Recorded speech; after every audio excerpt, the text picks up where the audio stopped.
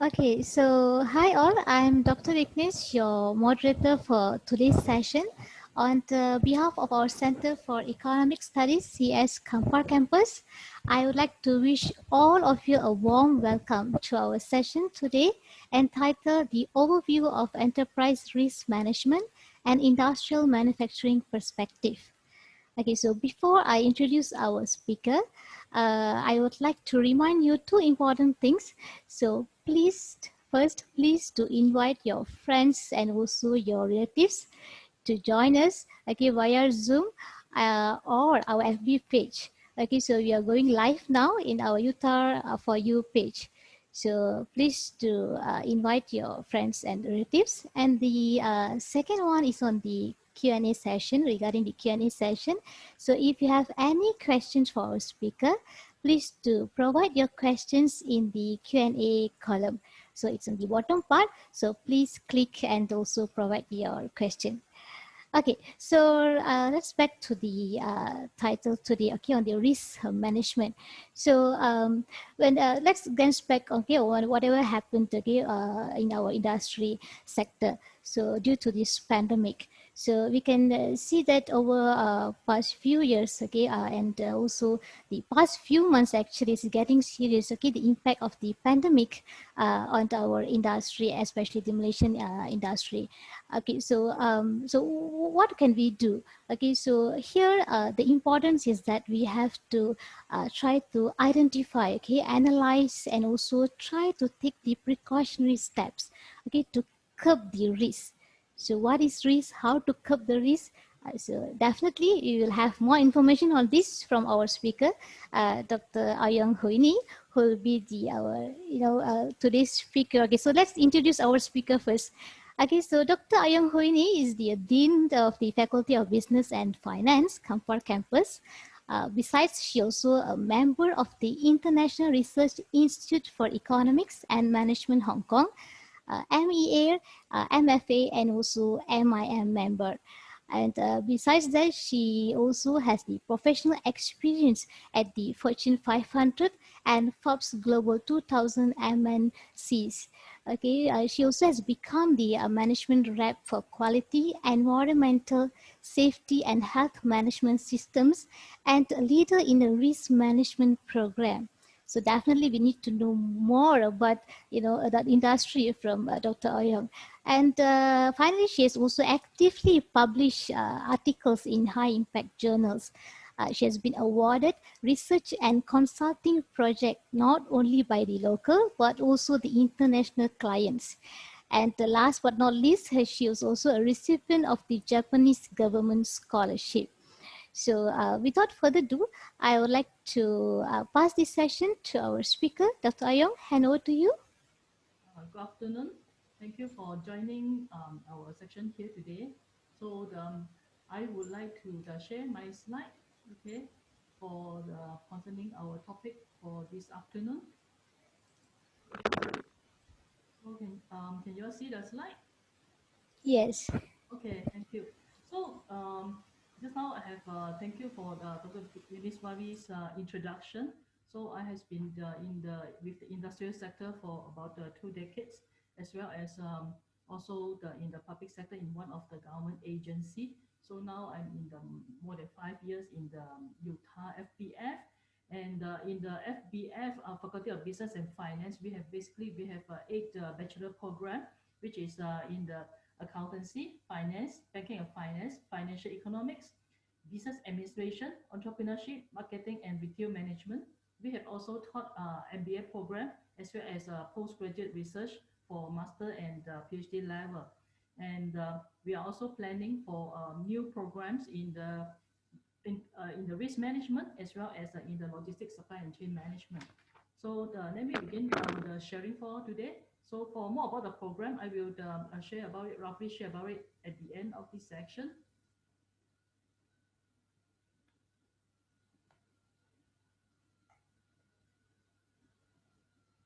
Okay, so this is the basic coverage of the basic information about the enterprise risk management program, as well as the risk identification, risk evaluation, as well as the business continuation. So basically, when we talk about the corporate, so means that there is a, for the modern corporation, there is an agency relationship for the contract under which one or the more person, the principal, engage another person, the agent, to perform some service on their behalf, which involves delegating some decision-making authority to the agent. Means the agent here is like the managers of the companies, employees of the companies. Okay, often there is a blurred distinction between the principal and the agent. An agent responds to the incentives and will not always act in the best interest of the principal. So for the interest of the principal is of course on this return of the shareholding.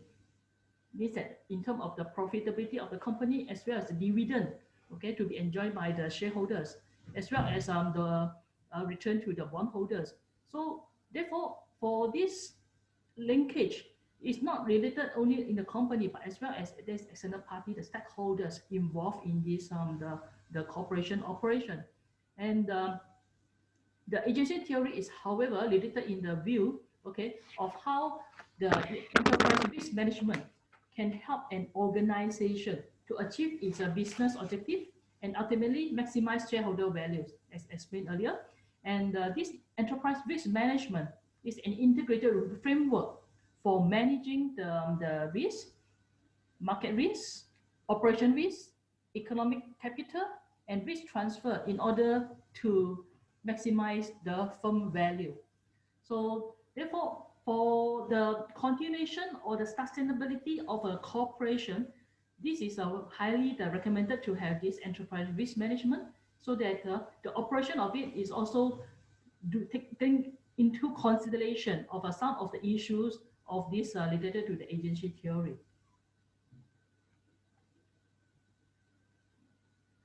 So for any situation, for an organization or a company, it is whether the situation control you or you control the situation. So for 2020 is a very special year for all of us with this pandemic which happened around for every century. The last being 1918, we have this the Spanish flu, and now we have this COVID-19, and nobody has even expected to have this pandemic. Okay, and now it happened, and it affects the life of the whole world. So this is something that we have to accept. But can we control the situation, or we can't do anything that situation control us? Therefore, it comes to how we have this preparedness, so that sometimes circumstances that we may not be able to avoid, but we can mitigate or minimize the impacts. For relationship, you might have heard about this the compliance. You might have heard about the internal audit, and now you heard about this enterprise risk management. So all these three have a different objective. Okay, different objective. So enterprise risk management is a focus on the identify, prioritize, and assign accountability of managing different kind of risks. For internal audit, it determines and prioritize risks to aid in developing the internal audit plan and helping to provide the board and the executive team with assurance related to the risk management effort and other compliance. As for the compliance, it is the identify, prioritize, and assign accountability for managing existing or potential threats. And they have different scope. For EIM, the scope is for any risk significantly impact the organization's ability to achieve its strategic objective, meaning that this is for the long-term survival or long-term sustainability of the company. As for internal audit, it is more on financial statement and internal control risk, as well as some operational and compliance risks that are likely to materially impact the performance of the enterprise of the financial statement. It is more on the financial purposes for internal audit. As for compliance, the scope is on the laws and the regulations with which the organization is required to comply, meaning that this is mandatory. Whether you like it or not, whether the company prepare or not, they have to comply. So we can see that among all these three, the compliance is the most basic level. Any company, they are abide by the laws and regulation, must comply. For internal audit, it is for the financial purposes. Of course, for Mr. Bahat and the listed company, it is required to have external audit.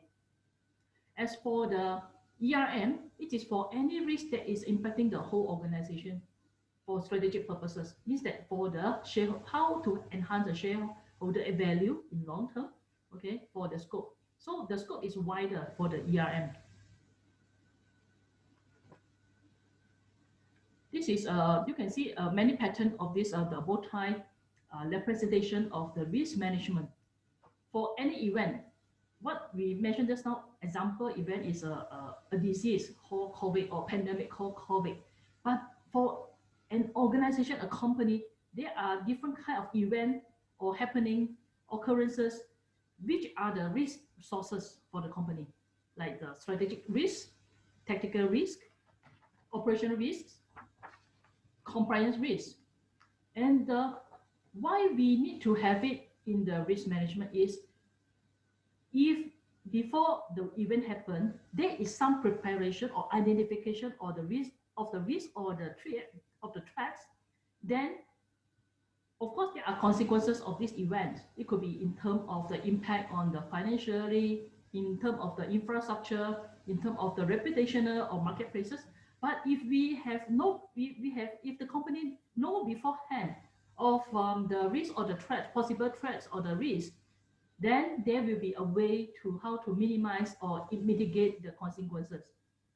It is important because the component impacted by the risk could be the people, the premises, processes, or the product. And these are the very important for the continual operation of the company. Therefore, for any expected or the event could happen, for under the ERM, we have to identify where are the sources, okay, what are the causes of it, and then what are the possible consequences, and how we can have some preparation to mitigate or to minimize the consequences, as well as how to continue the business as soon as possible. We call it business continuation. And for this, the business risk, it can be explained in the way of it could be operation risk, which is in terms of the bidding process or information transfer, construction management, accounting process, more on day-to-day. Okay, there are operation risk, there are operational process or operation department of the company. These are related to the operation risk. Or it could be the financial risk. The financial risk is in terms of the cost of capital, which is the credit risk, the growth of the capitalization or the operation risk, the market risk, as well as the bank and surety support, which is there is for this the liquidity of the company, liquidity or cash flow of the company. In terms of the strategic risk, it could be related to the customer or industry changes, growth strategy, branding, image, or the competition. So what to do basically to the market, to the products. As for the hazard risk, or we call compliance risk, because there are certain laws and regulations that protect the employees from the injury, from the occupational injury, okay, or third-party liability, or natural hazard, or property loss. So what to do with all these hazard or the risk, and how, especially related to the compliance risk. When we talk about the laws and the regulation, not only there is financial losses, okay, there could be also some imprisonment sentences. So therefore, very important for the company to have to identify those risks related to their operations.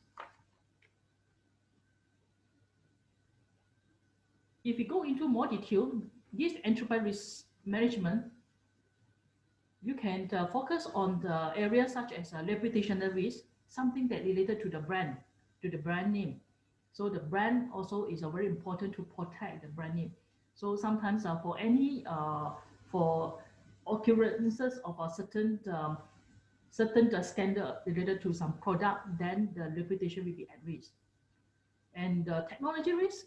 So for the company to continue to operate for a healthy growth, And the sustainability technology risk is how the company will identify technology important to the continuous survival and growth of the company, especially in the era of this industrial 4.0. So what are the areas that the technology could help to improve the efficiency, as well as in the time for like this COVID-19, how to improve the, for example, contactless operation or e-payment or cashless operation, which also can help to reduce the impact of the COVID-19 that we are facing today. Liquidity risk, this is one of the financial risks, meaning that how the cash flow works around that there is no issue in the paying for the employees, paying for the debtors and so on. So therefore, all these have to be the liquidity risk have to be, especially on the financial control side. This is very important, okay, for the to not so that there is all the payable, okay, all the account payable is able to be fulfilled or satisfied. Information security risk, this is one of the area that this is upcoming. So nowadays we have more and more using the IT, we are more and more using the applications, and a lot of the time we are using the customer data or the suppliers data and so on.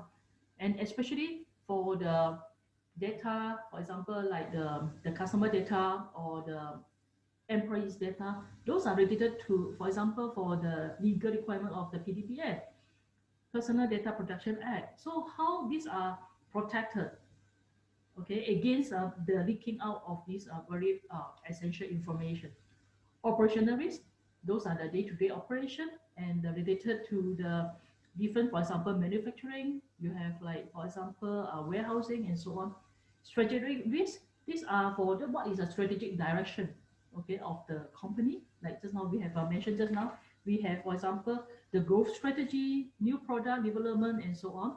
And general business risk, some are related to the business environment. It could be like we have the Company Act latest version. So how the company can comply with the latest legal requirement, settlement risk, okay, fraud risk, people risk, and then especially the people risk. It's not only about the, for example, the people to work on the project, but the succession plan, whether there is a sufficient succession plan for the top or the middle or the operation level. So do you have the company have the planning in case there are some, for example, some people might have infected or POI of the COVID-19, so how the task can be performed even the person is not around, or maybe it's hospitalized. So therefore, the people risk is not only about the injury and so on, but also the key person, okay, whether there's succession to a key person. So for any disruption, okay, the business may be interrupted and there may be loss of employees. It could be the POI people or maybe a COVID-19 a patient and so on. And it may affect the quality and production. The company, so from the like in middle of March to the May, we have this the lockdown or MCO, the partial lockdown. That company are not allowed to operate unless given special permission. Then the quality and productivity also goes down, and the competitor takes also market share due to business interruption. It could be our competitor in the country, or it could be from another country. So these are the cascading effects if we do not have the preparation and we do not have a good business continuation plan, which is based on the business impact analysis. Among the top causes of the disruption, okay, it could be due to the environment, for example, earthquake, the disaster, typhoon, hurricane, flood, fire, infection. Okay, now it's COVID-19. Okay, terrorism, war, on the power, gas, or water failure. I think like in Selangor, 1 year there are multiple times of the water disruption. Okay, so what to do to continue operation if faces such problem? For the connection or the transportation, airport, railway, route crossing, and the blockage, as well as in terms of the communication, like the telephone, IT, network failure, and so on. So you can see repeatedly there are a few things that is the top one is like IT. It was where the cyber attack, the transport network disruption, as well as a loss of the talent, just not the people risk, as well as a loss of skill, means that whether our people, the employees, they keep up with the time of the technology used for the corporation. So the impact of the risk responses, it could be on term of the governance, especially those listed company, you have the corporate governance that you have to look after, which is compulsory in terms of the financial reporting, economic stability, sustainability, contract compliance, because sometimes we have the company have some the contractual obligation, okay, to comply for certain, for example, delivery of certain product and so on, supply chain, health and safety, and technology. So all these are impacting the company and how the risk management can help to reduce it, prepare well, okay, and to come back, continue operation as soon as possible. This is a survey in 2011. It's a bit dated, but I think we can still take it as an example that can see from the survey is 17% of the respondents have fully integrated ERM program, 37% partially integrated ERM program. Green color, 23% began to investigate ERM program, 3% no program, and 20% no program or plan for program. So it's a more than half, okay, already fully or partially integrated, and almost quarter began to investigate. So at the end, it's a more than, it's almost 80% that is started, going to start, or fully implemented. So therefore, this is important for the continuous continued existence of a corporation to implement this ERM. For against the disaster, the resilience. So for this ERM, we have this risk management framework. So from top down is something related to the organization risk. For example, just now we have like strategic risk. This is something that very important to identify the risk related to the organization, as well as BIA, the business impact analysis, which come from the bottom up. Means that from the employees on the ground, they can identify which are the related for the related risks on the operation side.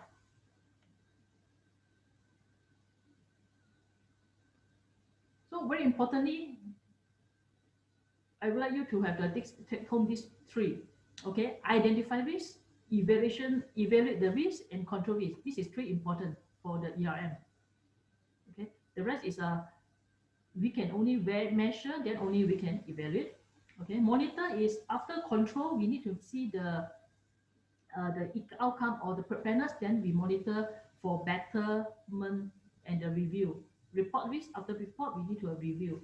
Okay, so very importantly, the three basic things are the identify risk, evaluate risk, as well as the control risk.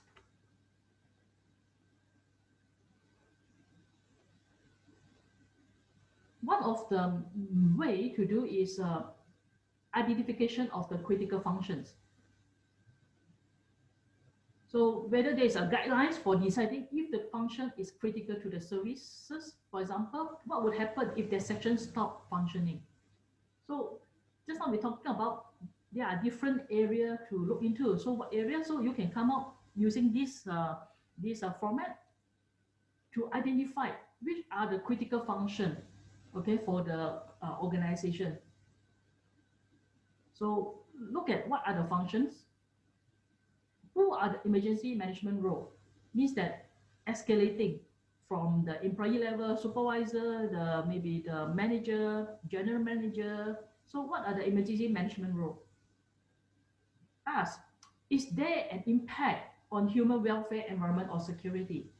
Especially, for example, if there is some disruption such as fire, then of course there will be impact to the human safety and even environment. Because, for example, after the fire, there is also the hazard gases. There is also experienced by the residents surrounding. So there are a lot of things that may be impacted not only within the premises, but as well as outside of the premises of the company. And what are the legal implications? Is that what are the legal requirements? For example, for the safety and health, is there a safety officer requirement for that the size of the workforce? Okay, how about any environmental requirements? How about licensing requirements? So what are the legal implications of it? Okay, what are the financial implications of it? For example, if there is a loss of one building, maybe fire and so on, what will be the losses? So these are the question asked that fill up with some actual figures, actual financial implication. Okay, will it be the any loss to the reputation? Is the function critical? So after asking this few questions, then you will come up with whether the function is critical. If critical, comment. Comment means that what to do. Any of how to have a countermeasure or prepare against those emergencies and so on. Who is the contact person? For example, for the operation side, let's say about the supply chain. So what are the current situation? And then what are the risk factor that will have a greater exposure to supply chain disruption? For example, single sourcing. How many suppliers you have for any of the services or products? Is it single source? Then there is a high risk because you depend on one single source. Is it you are using a lot of outsourcing? A lot of operation is outsourced. Product services are outsourced. Then there will be higher risk because you need to have a connection or the operation from the counterpart. Then only you can receive the services or the products. Okay.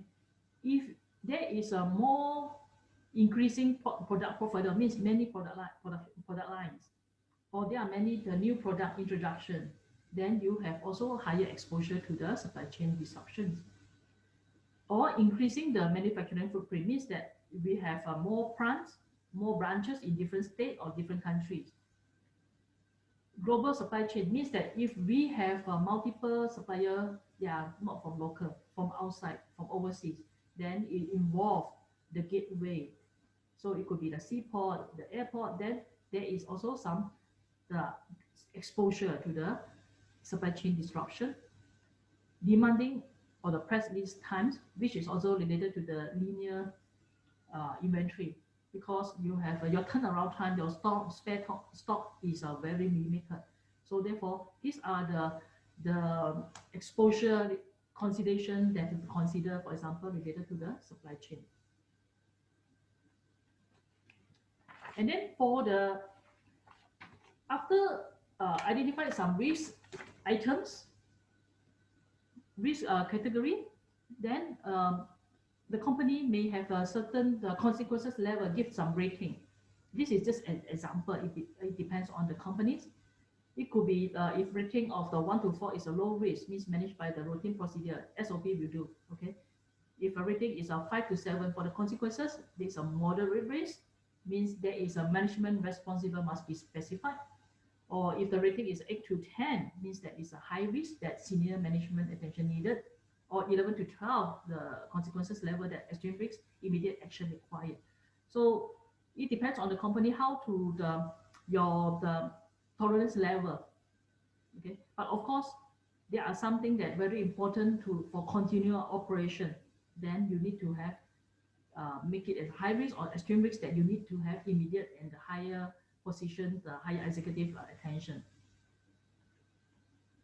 Other potential risks could be the sliding stock prices. This is especially those listed company, or exchange rate fluctuation for those related to our customer or supplier overseas. Then exchange rate fluctuation is very important, and how to mitigate it.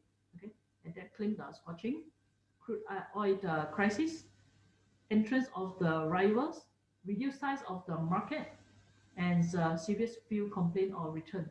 So these are the possible events that you have to look into for the potential risk. It could be also industrial action. If you have a production line, you have a manufacturing plant, then maybe strikes or the lockouts by the union members, loss of key staff. Some people may be lost due to disease, accidents, or due to the COVID-19. Some the supervisor or group leader medical leave, group food poisoning, infection disease like bird flu, COVID-19. So these are the possible events. So for those companies, for example, they have taken into consideration of infection disease. They will have a better preparedness for the COVID-19. This is an example of the risk assessment. Okay, we can see from here from the process is whether there is use of the threat is use of incorrect process. Okay, and this the come to the rating of 64. This is considered higher. Then the team have to decide for the risk treatment. So in this case, is the mitigate how to reduce by other means. And technology side, damage to communication services. The risk is the no internet connection at home and thus cannot remote access. Then it is involve multiple departments. If there is a no countermeasure as of now, then it needs high attention because this is you have a problem, you have threat but no countermeasure. Okay, and also for example, you have technologies side. The threat could be the tools down or malfunction. Do you have spare parts? Do you have the proper technician to repair? People, whether there is a sub shortage, technology damage to the communication services, it could affect to the no phone or no mobile phone or the landline connection from the residents to the contact, the operational support, the teams. And technology side is like traffic overflow in terms of the connection to the website, DOS attack, denial of service attack. So these are come to those protection of the cyber security, power loss, thefts, and so on. So this is an example. So with the identifying of the threats, the company will give the ranking or the rating for in terms of the severity, occurrence, the level of control. So this is one example of to make the risk assessment. And after making the risk assessment, there will be, just now we mentioned that there is some mitigation plan, how to reduce the impact. Okay, and it also include how fast can be the business can be continued. So the capability of the organization to continue delivery of product or services as acceptable predefined levels following a disruptive incident is the business continuity. And we can maintain the business operations by revising our existing operation plans, updating our contingency plans, and adapting to disruptions in the supply chain and getting our products to the end users. So underneath the BCP, in terms of the business continuation management, the company should have the business continuation policy, establish the BC management system, determine emergency initial response system, provide BC training and exercise. Means you have to mock exercise of your planning of your BC plan, and then prepare for related to the building, equipment, fixtures, communication infrastructure, information system, ERP, or the enterprise resource planning system, or the SAP, for example, SAP or Oracle. Safety verification and assembly of the employee, stock of the parts, product, and preservation of the die mold, and restoration of the lifeline. And very importantly, the first thing is a disaster communication. How to establish communication path to the customer and the other stakeholders.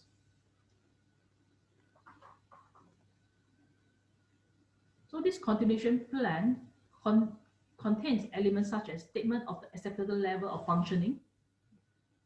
We have these objective resources needed and the potential failure points, the tasks, okay, and activities required,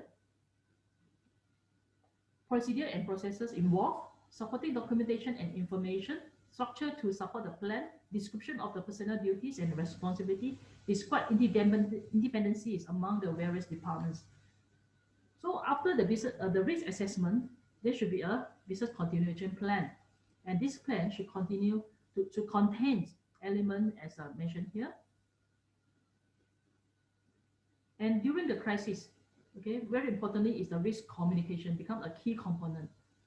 Okay, we have to the messages to the all stakeholders, means your customer, your suppliers, your employees, shareholders, and so on must be clear, address the pressing issues, and engage all the stakeholders to be diligent in the plans of the recovery.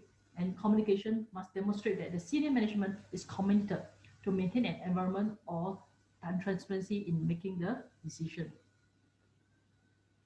So these are the, for the BCM, business continuity management, these are the assessment that, these are the key question asked. That with that, then you can have come with the idea of the good plan for the BCP. The key questions are such as: do you have a business continuity plan? If yes, have you tested your plan? Does your BCP contain triggers or examples of when to activate? Do regularly review your plan? Are your staff trained in activating your plan? Is there board senior partner commitment to the business continuation planning? Is there identified busy leads in the organization? Is the plan documented clearly and easily accessible to all staff who will be involved in activation? So always ask questions. When more and more questions asked, there are answers, then this answer can be put into the BC plan. This is an example, okay, of the safety, security for the staff. Okay, this is for the pandemic situation. This is by the WHO. For example, there should be action taken to be updated on communication, purchase of Turaya, which is a satellite communication, continuation of the critical remote program, like identify critical programs, identify remote office location, train staff for the report process function, and the test relocation of the SOP. And in terms of response to the emergency, to find alternate location for the EOC. Okay, and also the EOC means Emergency Operation Center. Make MOU to ensure the access to the future EOC location and test use. This is all done before. This is example of the action plan, okay, taken before happen of the actual pandemic. So with this, you could have a business continuation manual, which is very important. Is especially the stage 1, stage 2, and stage 3, which is related to the identification and the risk reduction of, okay, and the formulate the continuation strategy, develop responses. Okay, after these 3, they also test and review the audit plan, so that the company can continue to operation of the business as soon as possible. And this has to review this, therefore there are the cycle there: test, review, and audit. So after planning, there must be test run. After test run, they improve, and also review at every, for example, annually, because there may be data or the basic condition that differ. And in this business continuation manual, like we mentioned just now, which is accessible to those people involved, should have the BCM structure, the roles and responsibilities, who are involved, who are the emergency members, who are involved in the crisis communication, okay, and who are the members of the crisis management committee. This is a part of the business continuation manual with those people involved.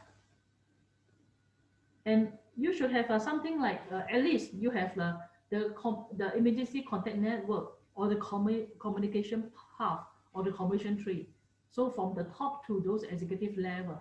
So this is to ensure that the plan being carried out and the information and the can be flow to the top, as well as to be instructed to the bottom as soon as possible. And once back, for example, come back from the MCO, so they have to ensure the staff and the site safety. This needs the commitment from the senior management for the effective communication, effective support of the team, ability of the team, and cooperate with the supply chain stakeholders and end user. So when we support the team, means that, for example, during the MCO, some company provide the transport, provide the food, beverages, and so on. Okay, and even some provide the remote operation, the resources, for example, IT, laptop, and so on. For on-site, Then first have to think about the electrical safety, structural safety, fire safety, food and water safety, traffic safety, as well as very importantly, chemical and hazardous waste safety. Because for some material, if it is not touched for certain interval of the time, it may process some the risk. Okay, as well as how to the how to handle those hazardous waste. That is very important. Therefore, there is always the challenges, okay, to be the disaster ready. Sometimes it's due to the incomplete knowledge of the business operation or not inviting stakeholders for communication and consultation in the business impact analysis. It could be due to the inadequate experience in business continuity planning or crisis management, or using the wrong assumption during the evaluation, maybe outdated information, lack of monitoring, whether the people assigned, they have been tested, they have try run the processor, the procedures, lack of review without out of date the SOP, or lack of discipline in updating the plans. So sometimes people do one time, but after a few years, 3-5 years, never update the business continuation planning. So therefore, important to have at least yearly review of the risk assessment as well as the business continuation plan. So in summary, okay, in summary, so it's important to recognize the risk. Business continuity is in concern with people, the employees involved, as well as stakeholders, the asset, the premises, the machinery, the materials, the stocks, inventories, and the processes. What are the procedures involved? So therefore, currently it is an increasing awareness of risk management, and there is increasing demand on the risk management to be conducted.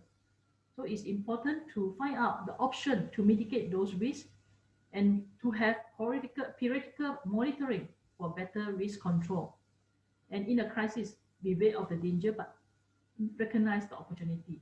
So, for example, during this COVID time as well, some production line, they are very quick to change the production, for example, to hand sanitizer, maybe to the gloves.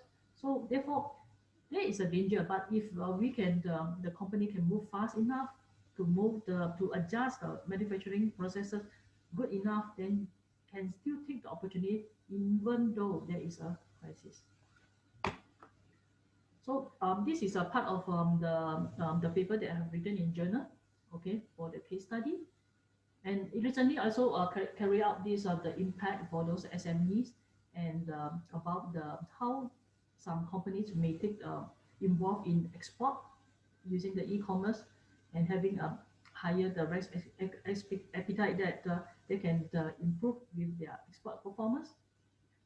And I have another project about this enterprise risk management and firm performance, and it found out with these 141 companies that these five factors are impacted this firm performance. So the ERM index is one of the factors that are impacting the firm performance. Okay, that's end of my presentation. So we welcome questions. Thank you.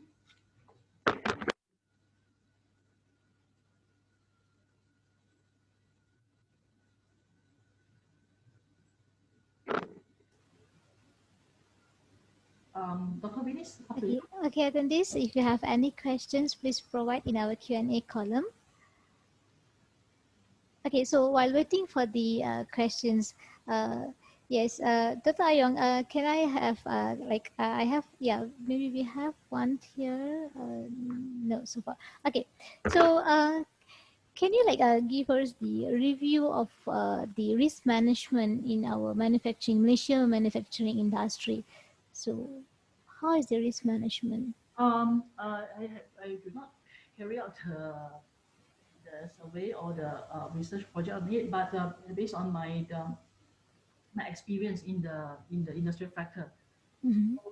especially those are large size scale company or MNC, actually to a certain degree, they conducted this they have this ERM as well as a DCP. Um, for example, in one of my previous company, the client is one of the main the computer processor company. So we are the supplier. Actually, one of the condition is they carry out this business continuity audit. It's a must for the company to carry out this risk assessment as well as to prepare with this BCP, because the customer come for audit. Okay, Mm. and means that the larger size company, there is a lot of customer requirement on it. So because for any disruption is a big losses for the client as well. So therefore, a lot of as for the listed company, there is also a corporate governance the requirement as well as a risk management requirement. So means that larger size company, they, to a certain degree, is practicing this the ERM and the BCP.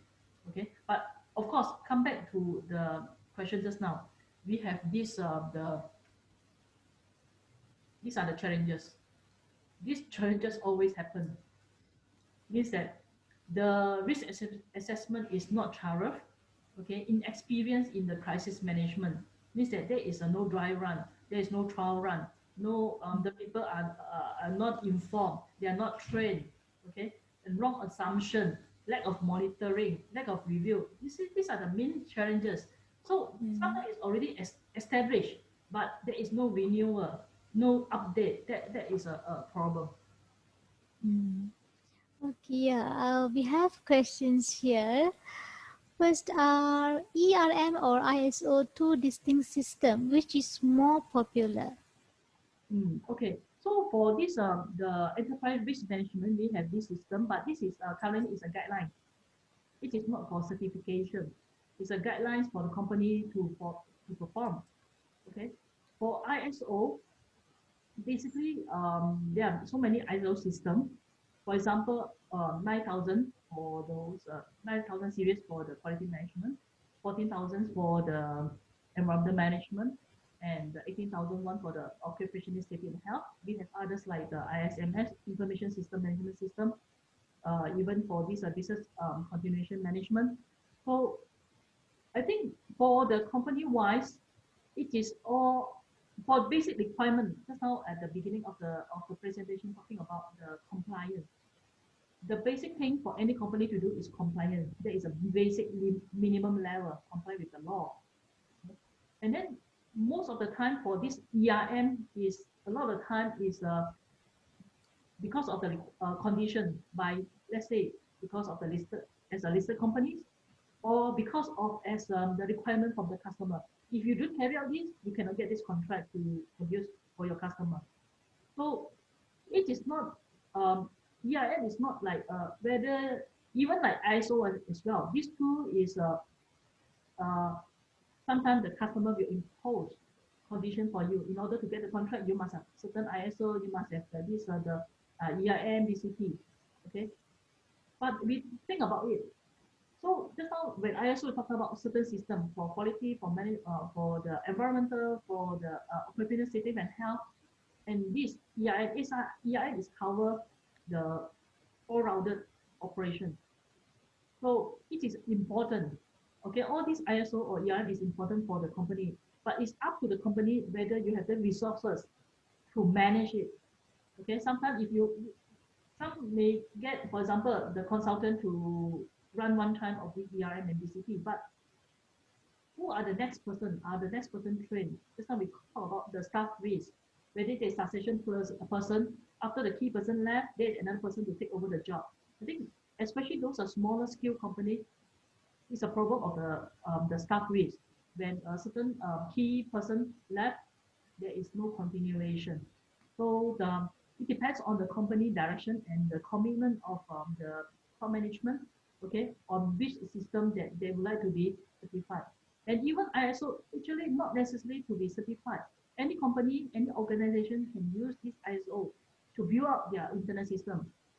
Certification is extra. If you need a certification, then you will pay for the certification body to certify. But for a company, there is no harm. There is nobody to stop any company for following the ISO or the EIM in their operation. Oh, I hope the question is can be answered. Yes, okay, so move to another one. What should middle management do if certain senior management staff members do not believe in risk management? Okay, this is a good Yeah. question. Just now I said about the commitment, right? Yeah, commitment from the top management.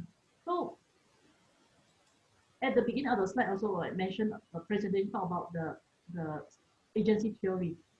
Okay, so with well I want to know when this senior management is with the shareholder or is just a GM. For example, some of them are the employees. Okay, means that if is a larger corporation, you are the middle manager and senior management do not care about it, then you can talk to the shareholder. Your shareholder, they are the ultimate, okay, the owner of the company. Okay, if there is a management do not care about it, actually this is what we call this the uh, the the the firm theory problem. Means that the agent like the management, they do not prioritize the shareholder value. Okay? So if there is a shareholder behind the company, then you may report to the shareholder. But of course, communication is very important. When we talk about they are not emphasize the risk management, maybe there is not enough resources. There is not enough people, even not enough people for the operation. Okay, so I think the communication is still important. Okay, communication when there are chances to meet or to communicate, or there is a town hall with the senior management, try to find Okay. out why, and then with cooperation, better communication, and maybe some of the middle management also can provide some proposal. Then maybe the senior manager is more than happy to accept the proposal, because maybe he is wondering how to get the resources that the company may not afford to get a consultant to do it. They do not know there's talent in the company. So I think very important to have communication with the superior. Yeah, but of course the last resort it could be to communicate with the shareholder. Yeah. Yeah. Okay. Move to, yeah, from my side actually. I wanted to know, like, usually what type of the companies are having the top risk? um I think for this ERM is it is we don't talk about the top risk. Every business operation there are risks. Is the Like we have the risk of for example the strategic risk. So for example, I think like the phone we use now, okay, the mobile phone or the smartphone we use now is combined. It's a camera, it's alarm clock, it's a recorder. You see, when you have a product like a smartphone, there are so many products or the manufacturer, they are no longer needed. You see, so therefore, when we talk about the technology risk, when there are more technology advancement, so even a small company, for example, in COVID-19, during the MCO, we know that now even the hawker, they're using the e-payment. Okay, you buy a noodle, also you scan, you go to, for example, in the UTAR campus here, we scan the e-payment, e-wallet or the goods. Very quickly, people adopt this the e-wallet because they want to have a less contact on the cash because there may be the COVID-19 virus on the cash. So any company is they are facing all the risk, but only that if they do not prepare for it, okay, they will have problem on the quickly recover from the disruption. Yeah, actually all companies need the risk management. It may be for a smaller company, it is less complicated, but there must be some plan. For example, cash flow. So the bank regular helping the people as well the SME. Okay, so that for half year until end of September, there is the the the people may choose not to pay the installment or this repayment for the half a year. So it means that cash flow is very important. So this is for a large company or small company, cash flow is important. Because some company you look at is a big corporation, but actually there is no cash. So therefore, all companies in terms of for the sustainability of the operation, they should conduct certain level of risk management and also prepare for the quick recovery. For example, just a most simple thing, for example, connection, the communication network. Maybe some company or some organization, they don't have the other people's phone number, the email. They only have the company phone number, company email. They don't have the home phone number, home email. So when suddenly the government announced for the MCO, then everybody have to work from home. Then how to contact them if you do not have the connection of it? So therefore, this is part of the business continuation to have the emergency communication trade. Okay. So, yeah, let's check whether we have any question. Okay, so maybe for the last one, as the wrap up for the session, so what would be your advice for the potential entrants? So for those new firms who wanted to enter the manufacturing industry, so what would be your advice?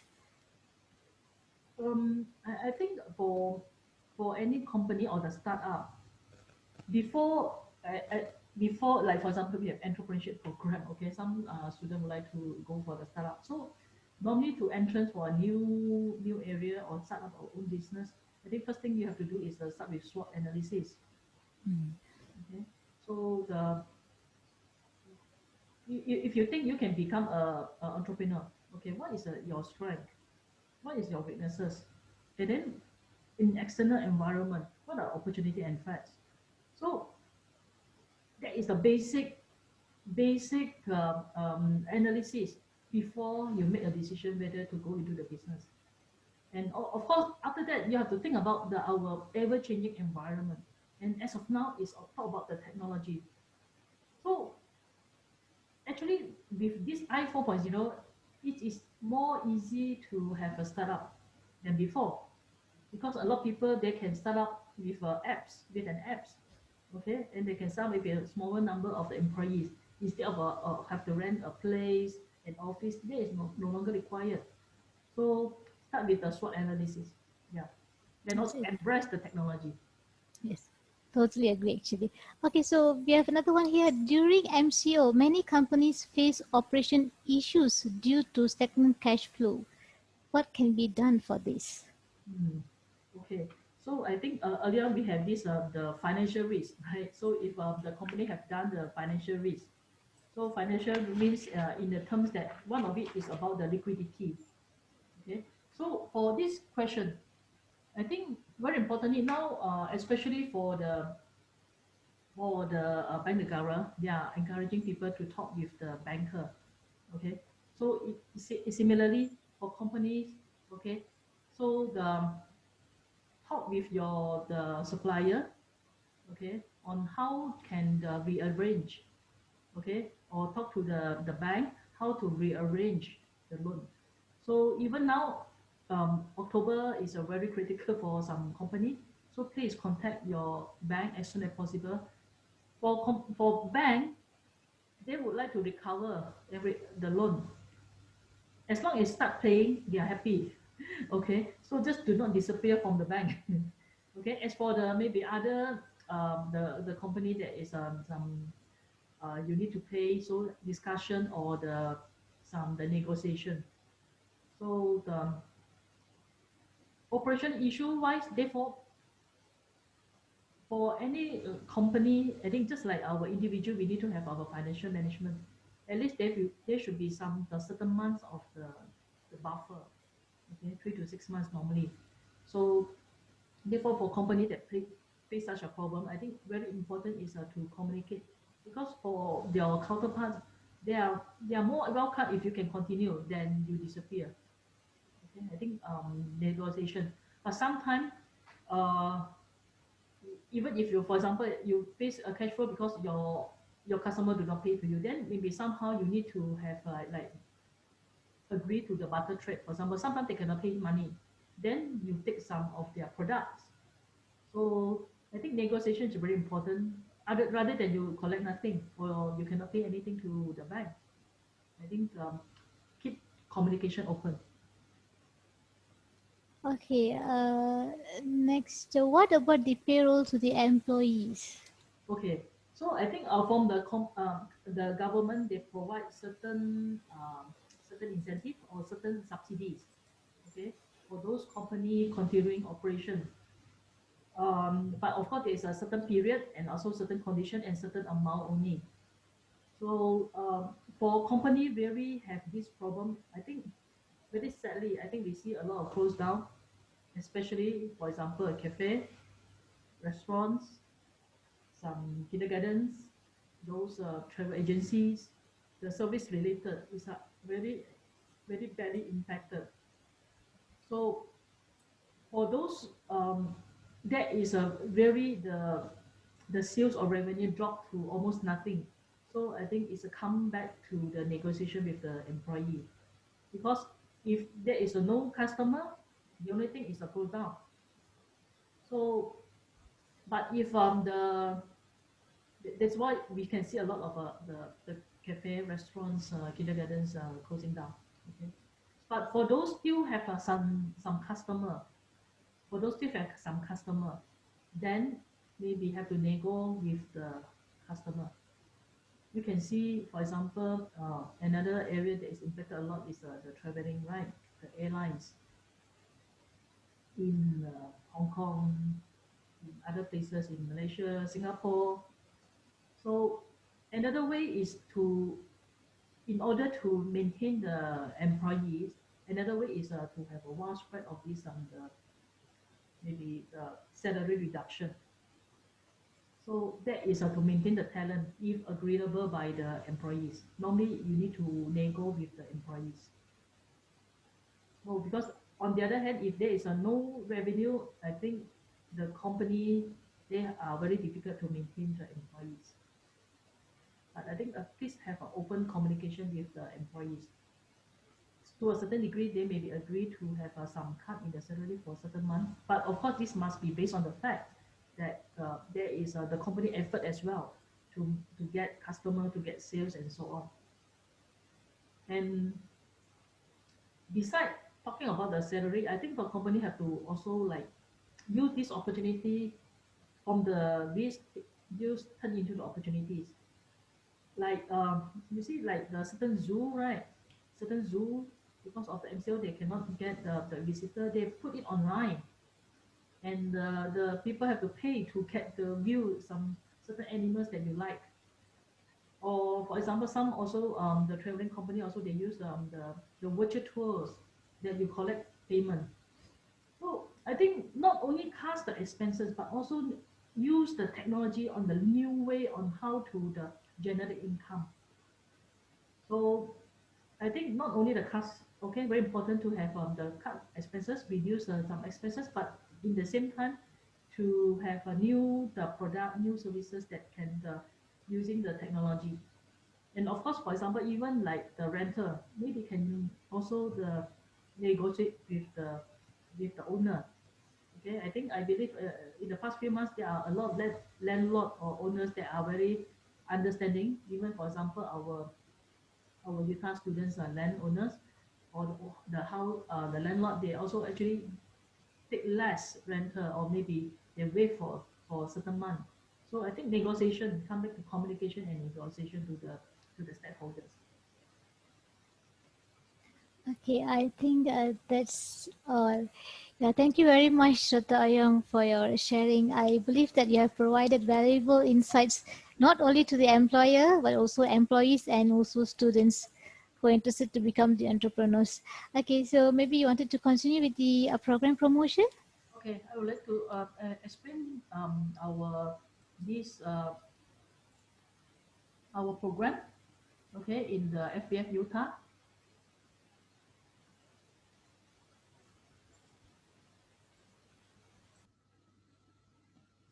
Okay, so for the Utah FBF, we are located in the Kampa campus.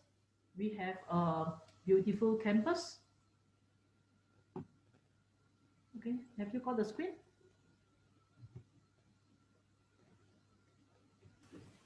Have you got the screen? Yes, yes. Okay, so we are in the Kampa campus, and We are the ranked by the Times Higher Education 501 to 600 rank, and we have our business and economic also is ranked 500 plus, but and for employability we are ranked top 300. We are self accreditation university, and we are recognized by the JPA, and we have also the members of the ASCSB and also the ABES 21. These are all for our improvement of our curriculum, our delivery to the students. And we also are using the latest technology because for this I 4.0, we provide the software for the analysis e-views. We also a Bloomberg experiential learning partner. We have Bloomberg terminal in our campus. So this terminal is the same as the industrial Bloomberg terminals. So students will have the first hand on using the Bloomberg terminals for their data analysis project, as well as we are a partner of the Alibaba Group. We have this GET qualification, Global E-commerce Talent. So our FBS student, all students will have the opportunity to take those related subjects and be certified by the Alibaba for the GET qualification. We also encourage the mobility program. So now for this year is a stop for a while, but I think we can continue. So we have many mobility program for the study tours, exchanges, and so on in the East Asia, in Southeast Asia, as well as Europe and US. We also organize the international conferences for participation from the overseas participants, as well as the FYP conference is for final year students.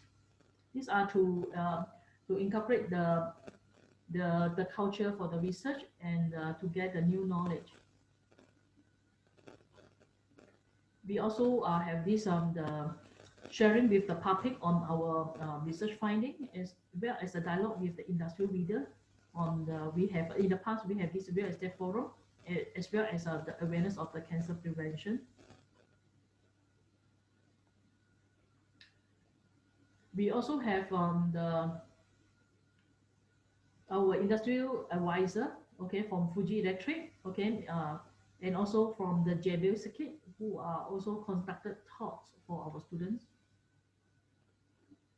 And we have advisor from the Bank Negara, as well as we also invited the senior VP of the RRG Bank to share the knowledge with our students.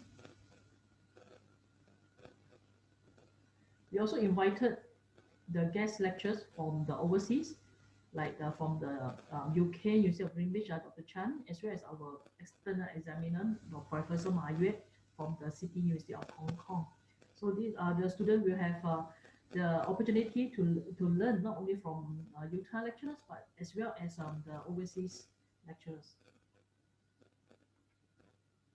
We also conduct the field trips to, for example, companies like Deloitte, Dell, where the student will have the opportunity to get information on the internship as well as employment. We have this explore visit to visit those the companies.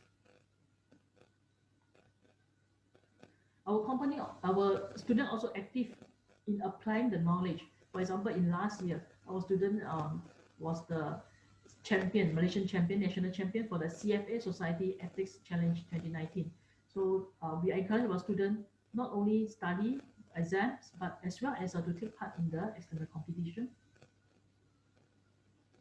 Our alumni, okay, they are also performing good in the professional examination, such as the CIMA and ACCA. So we have also our graduates who are the startup. Just now, question asked about startup. So they have startup companies after their graduation. These are the main 8 program in the UTAR FBF. In the commerce accounting, this is and the Bachelor of Business Administration. These first two programs we have both full-time and part-time. So the working adults also, you are welcome to join us for the commerce accounting and business administration program. And we have entrepreneurship program, banking and finance, retail management, financial economics, finance, and marketing. So basically, all these are the 3 years in full time and the completed maximum 5 years minimum for the part time, and all instruction in English. And all our program we have also a link with the professional qualification, and we are also conducting classes, for example, for the ACCA for students not only to take academic degree as well as to take the professional degree. We have 3 postgraduate programs. One which is the Master of Business Administration, Corporate Management. Duration is 1 year full-time and 2 years in part-time. Master of Philosophy, 2 years in full-time, 3 years in part-time, and Doctor of Philosophy. Duration of the study is 3 years for full-time and 4 years in part-time. So these are the basic the programs in the FPF, and I welcome if there's any inquiry and to ask about this program, and we will welcome you to join us. And we are coming soon to planning to open a new program. The new programs are the risk management program as well as the logistics and supply chain management. So we welcome inquiry. So thank you. So Dr. Wikinswari, so up to you. Okay. Thank you, Dr. Young. So please do come and join us. Okay, so let me, here is our contact information.